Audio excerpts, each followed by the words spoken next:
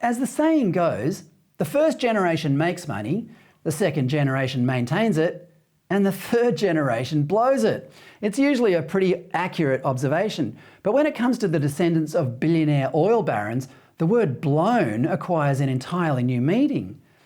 This week it's been revealed that Aileen Getty, Rebecca Rockefeller-Lambert and Peter Gilcase are paying salaries for eco-thugs who disrupt our cities and industries to push their radical climate agenda.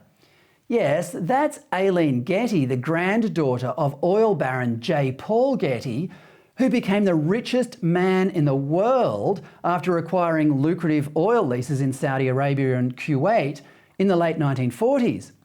This year, Aileen put $1 million of her own cash into her California-based Climate Emergency Fund. The fund bankrolled the Just Stop Oil eco-zealots who glued themselves to priceless Leonardo da Vinci and John Constable paintings. It seems Aileen has been at it for a while. She's given $170,000 to Save Old Growth, a Canadian group that blocks roads used by loggers in British Columbia.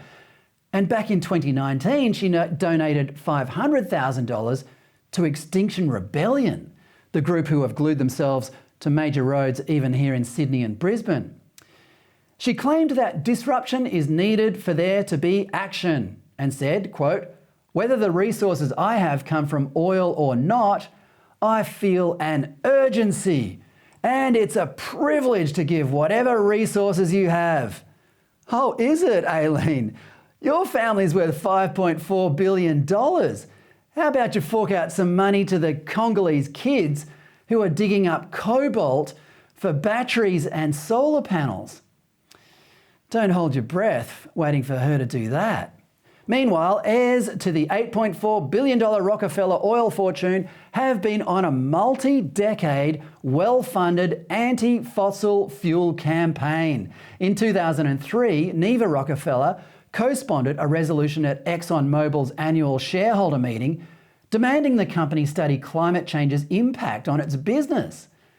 In fact, the Rockefellers have been so hell-bent on destroying the very industry that handed them their wealth, Exxon took the family to court in 2016, accusing them of funding a conspiracy against the company. Meanwhile, several family members created the Equation campaign and pledged a combined $30 million of their personal wealth.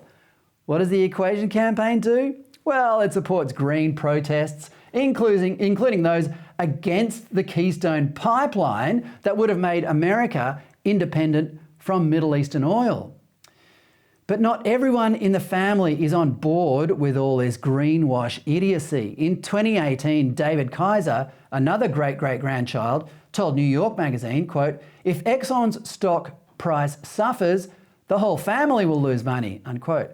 And Ariana Rockefeller called the campaign by her relatives deeply misguided. She can say that again, but the question still remains. What's their angle? Are they hypocrites pretending to care so they can feel better about themselves and the wealth they've inherited? Or is something more sinister at play? Think about it. Here we have the cashed-up descendants of the world's richest people bankrolling climate protesters that are disrupting entire cities to shut the coal and oil industries that keep the lights on.